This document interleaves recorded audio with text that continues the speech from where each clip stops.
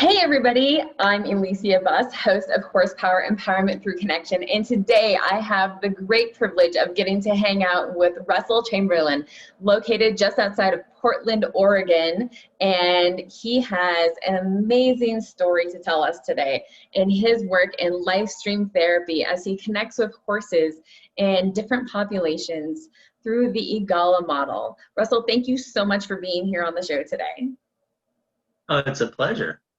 I was telling you before we started recording hey that everybody, I'm Elysia. Oh yes. Today and we get to we're working. Go ahead and just mute it on your side. It should be fine. Just on the video. There we go. It's always fun to work on technology and figure out all the pieces. Thank you for staying with us. And remember, everybody that's watching today on the live, that if you have any questions that you would like me to ask Russell, I'm sure he would be happy to answer anything that you would like to bring forth. So, Russell, when did you start your journey with horses? I was saying earlier, I was born and raised in Lexington, Kentucky, and we had a horse and a couple Shetland ponies for a few years when I was young. Didn't do much but look at them and occasionally groom them. And that was my first exposure. And of course, being in central Kentucky, I was around the industry, getting to see driving past, not going into, but driving past the big horse farms and being exposed, getting to go to Keeneland, the racetrack that's there. And then later on, fast forward to about 25 years ago, I was working on my master's degree at Arizona State down in Tucson, and had the good luck to connect with Sierra Tucson, a residential treatment program that's down there. They had a program called On-Site Workshops. It's now based in Nashville, just outside of Nashville, that was starting to do equine-assisted psychotherapy in 5-day workshops with folks that flew in from all over the country. I got to do my master's practicum, both at Sierra Tucson and at On-Site. And one of the things I interned with was an equine workshop that they were doing. And they called it workshop, but it was really 5 days of intensive therapy for folks. And I'd grown up doing experiential kind of work and had done lots of experiential challenge courses, ropes courses, climbing walls, facilitated those and run trainings all over there about helping folks facilitate that. And then been a wilderness instructor. Then I go to grad school and I show up for this workshop. And it was like magic. So awesome to experience what the horse brought to the session that I had kind of dreamed about. What my preference is being really present, experiencing that felt sense of safety and connection with folks. So that was my first introduction. Again, 23 something, 22 years. Now you were working with EGALA just like close to when they first started. Isn't that correct? Well, I got On-Site actually trained, I think, Greg Curson and Lynn Thomas, and then they went and set up EGALA after they did a training with On-Site. And then I don't know how long it was ago, 20 something years ago, I did one of their initial certifications. And I was pointing out earlier on my shelf as sort of the first or second edition of the training. That was my first exposure to it back then. I've been much fortunate in the last 4 or 5 years to be able to do a lot more of the work, but it's always been something that everything else seemed not necessarily phony, but not remotely as productive in comparison to the benefit of having a horse in the session, letting the horse lead the session. What was it like watching the evolution of equine-assisted learning and mental health through EGALA and the different models that you've watched arise over the last 20 years? What's that like? Yeah, what's it been like for you watching the evolution of the equine-assisted learning and mental health field in connection both to like EGALA for the equine-assisted growth and Learning Association. That's what that stands for, right? Am I remembering that correctly? Yeah, I think so. And then watching that, like the evolution is more and more people came into the fold and began their own models. I think one of the things I appreciate, and I don't consider myself an insider or not like a trainer, an EGALA trainer or natural life trainer or PATH, and those are probably the three largest organizations. But I think they brought a level of professionalism and ethics, reinforcing the idea of the benefit of primarily, not that it's the only way to do it, but primarily ground-based work, as well as having a model that supports a team approach facilitation, so that you have a licensed mental health therapist, you have a certified equine professional or equine specialist, and the star of the show, the most important part of the whole process, is the equine, the little donkey or horse in the process, and really reinforcing that the equine is an equal part of what's going on, and that their welfare, their sense of safety is as important as the other humans that are in the paddock or in the arena with them at the same time. And having the equine specialists have their focus kind of on the horse, and the mental health therapists have their focus on human or humans, depending on how many folks you got in the session, really provides an opportunity that's that's unique. So I think over the years, my sense is people have struggled more on what model is more appropriate. Natural lifemanship, I think, has done a really nice job of bringing a trauma focus. My bias and a lot of other folks' bias is that trauma is far more than just isolated events of PTSD, that we have childhood, developmental, complex trauma, that trauma, like if you read Gabor Mate's work on addiction, that trauma is sort of the primary component in most folks who are struggling with substance use disorders, compulsive behavior, that there's some type of attachment, neglect, attachment issues that folks struggle with. And again, the overall ability just to be present, to stay in the moment rather than being focused on the future, what might, what could, what probably, or the past, what happened before, the woulda, shoulda, couldas.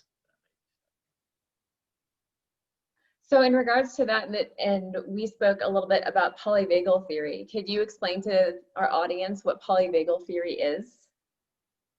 Polyvagal theory is really a way of providing, I think, a foundational look at the way we interact with others. And I don't think it precludes any particular approach or modality in psychotherapy.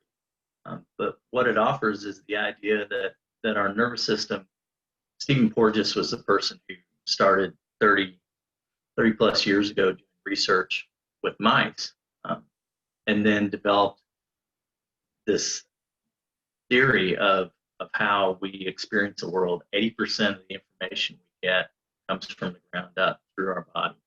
Vagus nerve is part of the transportation system to what we consider, before we really thought about it much, what we considered just being sort of from head up. 20% of the information that we get is top down.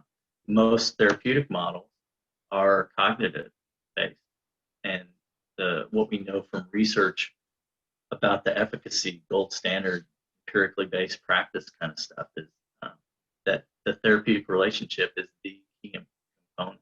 Skills are important. What type of work the person is coming from, that's their primary issue, whatever their diagnosis might be if you're going from a medical model. So polyvagal theory looks at, for me, the basic idea that horses in particular experiences, am I safe or am I going to get eaten? And if I'm safe, then I can connect. If I'm safe for a horse in the wild, horse can go on eating, which they do all day long. They can care for their foals. They can watch for predators. So we do the same thing. We experience the world in terms of, is it safe am I in danger, which brings up fight or flight, again, which tends to manifest with an anxiety of future focus, or we go into shutdown. We go into immobilization, which again has that past focus. So that can be experienced as freeze, can be experienced as shutdown, dissociation, and the issues that come up for folks around trauma in particular, sexual assaults, mass shootings, those kind of things. Disassociation, the idea that our mind leaves in order to protect us, our body shuts down, our heart rate decreases, our respiration decreases, and we literally go into life protection mode so that we're going to survive whatever the attack from the predator might be. And then that's part of. Sorry. Pardon? And then with the horses, we talked about co-regulation as well. Can you speak on that? Yeah. So if I'm not experiencing life threat, if I'm not experiencing danger, then I'm available for connection. I'm available. Connection is what we seek. Again, Porges talks about the idea that we seek connection the moment we're born. We look for that. Attachment theory is all about relationship and connection. So what horses can do really, really well is show us what it's like to be present moment by moment. A lot of times we talk about the idea that there may be one of the members of the herd might see a plastic bag floating by outside the fence and freak out. With the way they share information and cortisol, the horse doesn't like start hollering and say, "Hey, danger, danger." The horse just experiences that sense of danger, and the rest of the herd picks up on it, takes off, and goes in the opposite direction as far away as they can get. I think it's like, a mile and a half or something in the wild. Or they go to the very far edge of the paddock, and then they look around and go, "Dude, it's just a plastic bag." But the point in all that is that they then immediately after, and of course they don't even stop for a moment to complain to their herd mate, "Why are you getting excited about a plastic bag again? We talked about this." What they do is they go back to eating.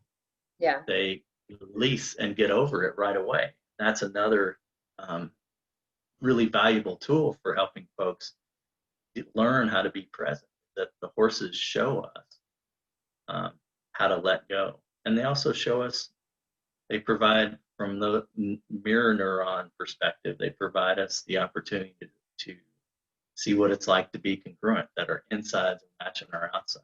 If I'm sad on the inside and I'm faking it, if I'm angry on the inside and I'm not sharing it, then the horse will not do with us the kind of stuff we want to do. They won't be with us in the activity that we're doing. They'll say, "Nope, I'll wait right here. When you're ready, let me know." When you're ready. Speaking of different experiences, can you share some profound stories of things that interactions some of your clients have had with the horses and how it's helped them? I think one of the experiences I was thinking about was from a few years ago, where again, in comparing models, I had been working sort of from an Igala perspective on what they call clean language, and had been working with two different clients, both young women, both probably on the high end of the spectrum, with Asperger's, who struggled with relationships, with social anxiety all of their life. And they both loved horses. They would come every week, sometimes multiple times a week, and hang out, groom, and maybe do a little bit of leading. And a new equine specialist that we hired came and said, "Would you be interested in seeing this thing I do in training and coaching, where we do what's called a join-up activity, which doesn't involve using halter or a lead rope, but you're in a round pen?" And I said, "Sure, let's do that." So we did it with both of these clients. In one case, this young woman who was about to graduate from high school, who had never been able to be in regular classroom. She was intelligent enough, capable enough to be in a classroom, but because of her dysregulation that she would experience, that internal sense of that felt sense of being unsafe, whether fight or flight or shutdown. In her case, it was mostly anxiety focused. She was never able to be in regular classrooms, so she had very little self-confidence. She got in the round pen, and we started doing this join-up activity again with no halter, no rope, and it was again like magic. I think I mentioned it the first time I saw the experience, but for her it was significant. She had balance issues, and we were working in a round pen that did not have proper footing because it wasn't used to train horses. And she had balance issues. She was able to stand in the center of the round pen and connect with the horse and have the horse going in one direction, going in another direction, turn and invite the horse to come in, and then walk around the round pen, have the horse follow right on her shoulder. She then, a few weeks later, a few sessions later, her dad had been observing, and I asked her dad if he wanted to go in and have her coach him in doing the work. And she facilitated him doing the join up activity and sounded like a completely different person. She was very comfortable. She wasn't mimicking what the equine specialist and I had said in our sessions before. She was tracking what he was doing, what the horse we were working with was doing. And the other, to get to the other person was in her early 20s, and she showed up initially a few months earlier only able to whisper and talking with me. And very talented, excellent rider, very passionate about things that she cared a lot about, and again, loved horses. We did that earlier process I mentioned, which was fine. She was fine coming and just hanging out. And then we did the join-up activity in the round pen with her. And her mother was sitting up at the barn, probably 50, 60 feet away. And she told us after the session she could hear her daughter yelling, speaking really loudly to the horse to say, "Come on, get up," clucking, yelling, not in a way of intimidation, but a way of doing what we talk about, of projecting your power, projecting your inner strength through feeling grounded. So she was able to find her voice and share that. And her mom was like, "I haven't heard my daughter speak like that. She's 21. I haven't heard her speak loudly other than having a temper tantrum when she was a little kid in many, many years." Wow. So both of those experiences showed me, again, the benefit of what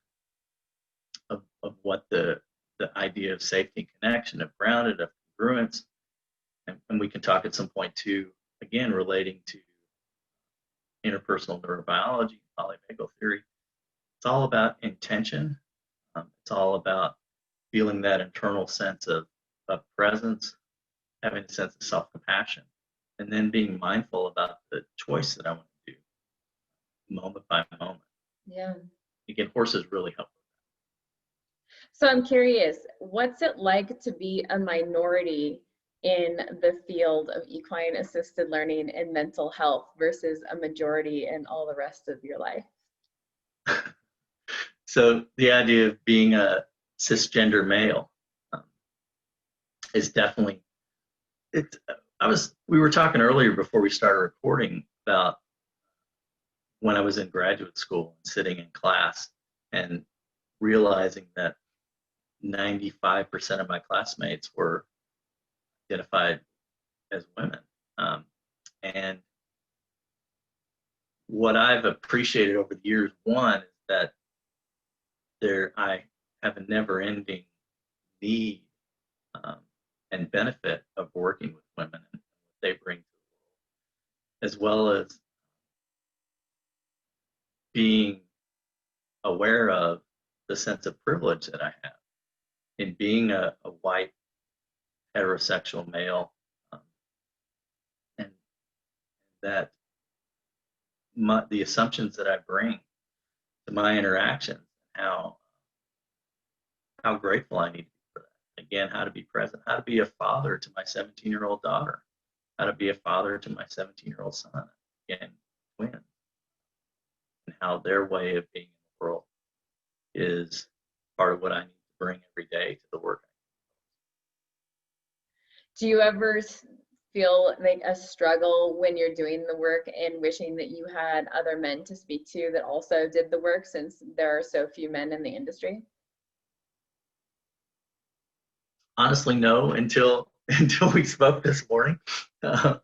And we were talking about the idea of presenting in upcoming gatherings that you're going to have online with men, and the idea of having a co-facilitator, an equine specialist, an equine professional, who is identifies as a male in the session with me. And I was like, I don't know anybody in my metro area. In the trainings I did, natural lifemanship, there were no males in the EGALA training that I did. I don't know about 20 years ago, but I recertified about 3 years ago. There was two males along with me out of 20 participants, I think. And I think one of those was an ES and the other was a therapist. So it's few and far between. I think I would benefit from those kind of discussions for sure. And when you go to those trainings, like, what's it like? Do the women treat you differently because you are like one of a very few men in those sorts of trainings, or do you feel like there's still everybody treats everybody the same, or what's your experience like going to those trainings? Never really thought about it.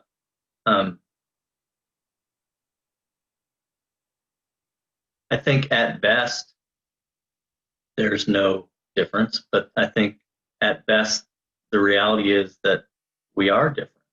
Whether, however I see myself in the world, how I experience the world, whom I'm attracted to, the religion I practice, the sort of economic strata that I'm a part of. I think all that brings something to it. So I think I've been unaware of that. And again, no, I was just curious, like, because everyone has a different experience when they go to trainings, even if it's all women. They do have a different experience because you practiced at a different model, or if you come from a reining background versus a dressage background versus a hunter jumper like barn. People come with different viewpoints that can be fairly strong within the equine industry just in general. And so coming into a place where people are trying to collaborate and learn something new, it's not necessarily your gender. Like, sometimes gender can make a difference, but it can also have that viewpoint, where you come from. Because I don't know about your experience in the horse world, but I feel like sometimes the different models that you experience and what different models you practice from the standpoint of dressage or English or Western or reining, it can be just as strong in a reactive conversation as discussing religion with some people. And I think I've gone to hundreds of regular psychotherapy type trainings over the years, and certainly I was almost always in the minority as an identified male person in those settings as well. In some ways, I think there's a piece of self-selection that comes in when we're doing something that has some sort of intentional therapy focus. I think there's probably a difference when those trainings get more in depth, if you move from a fundamentals training in natural lifemanship to intensive, that kind of thing, that there would be hopefully a greater depth of exploration. Because again, it's on the one hand, it's not about the horse, it's about me. And another thing that I've really appreciated, I can't remember who I saw it from, but the horse doesn't know who the client is. They're just a human. They're just Our horse is it's whoever is connecting with me, the horse, in the moment that I'm paying attention to. It's not even what we experience. It's not my equine specialist, the various members of her herd that she's very present with and day to day takes care of, all that kind of stuff. They can easily ignore her to be with whatever person is doing the work in the round, or being led through. This one facility we have is a Bollinger obstacle course. I don't pretend to understand it again, but it's the sort of fancy outdoor course that folks ride their horses through outside. So with everything that's been going on in the world with COVID and the riots, like there have been a lot of riots in Portland. I don't know if they're still going every day. I know when I left Washington at the beginning of October, they had still been going every day. And with the election, what are you seeing people really struggling with that are coming in to see you as clients for counseling, for the equine assisted learning with the horses, etc.? I think the big issue for me boils down to fear and ignorance. And I think we tend to act we act on our experience of the world, that 80% subconscious, unconscious, that's automatic nervous system protective coping response. And then that causes us to do and say things up here that likely we regret. Certainly in households, that's been the issue and the challenge and the struggle. I think the anxiety, the fear of not knowing what was going to happen in the election, not knowing what's going to happen over the next 76 days, the label that you put to what's gone on in Portland, riots, if you want to go by the strict definition of what the police or the federal folks defined as a riot, then you could say there were X number of riots over X number of nights. It was also a 2-block area in downtown Portland for the most part. There was no impact on the rest of Portland. There was no, the few million people of us who live in the 3-county Portland metro area and up into Vancouver across the river. You're just pretty like, unaffected. Blocks of downtown and everything else is fine. Yep, and people sometimes would make a point of that and say, here I am in this part of downtown or that part of downtown. Here I am in other parts. And certainly the protests went to other areas of Portland that were fairly nearby, but the violence that occurred was in a really small area around a few federal buildings in downtown. And again, the more important thing to me is that, and what's helped me in avoiding feeding into hate, avoiding feeding into punishing people like we attempt to do over social media about their view or their belief system. To me, it's a fear base. I think whether it's on the national level, it's a fear of limited access to resources. If I'm a wealthy person, it's a fear of the other, somebody who doesn't look like me, somebody who doesn't pray like me, somebody who doesn't love like me. Folks that in their head, being able to justify a lack of character, being able to justify being okay to lie constantly, and saying, being able to justify the things that happen with immigrants on the border. So what's something all the like an activity you would create with the horses to help support people that are struggling with fear in those different aspects of their community? it's it's simple and it's not. Um, so it's really starting with the idea that in order for me to to let go of anxiety, let go of fear, I have to sort of embrace it. I have to have that sense of self-compassion to say, this is what's coming up for me right now. I need to recognize it. I work with people on the idea of looking at a level of intensity. So on a 1 to 10 scale, 8 or 9 is when I'm feeling out of control, when I'm having a panic attack, when I'm yelling at my partner, when I'm yelling with my kid. Um, and my hope is to help people get more aware at a 3 or a 4 of their experience of dysregulation, whether that's an experience of anxiety, future focus, what might happen, what could happen, or immobilization, shutdown, before I go into complete collapse mode, dissociation, whatever, to help them understand how to be present now so that I can interrupt that process. So being able to deal with fear, in my mind, probably an overly simplified way, is learning how to be present and learning to recognize when I am present. The only time we heal, the only time we grow, the only time we can learn is when we're having that sense of safe, connected relationship. And it's okay for that to be just for moments, because many people don't experience that all day long.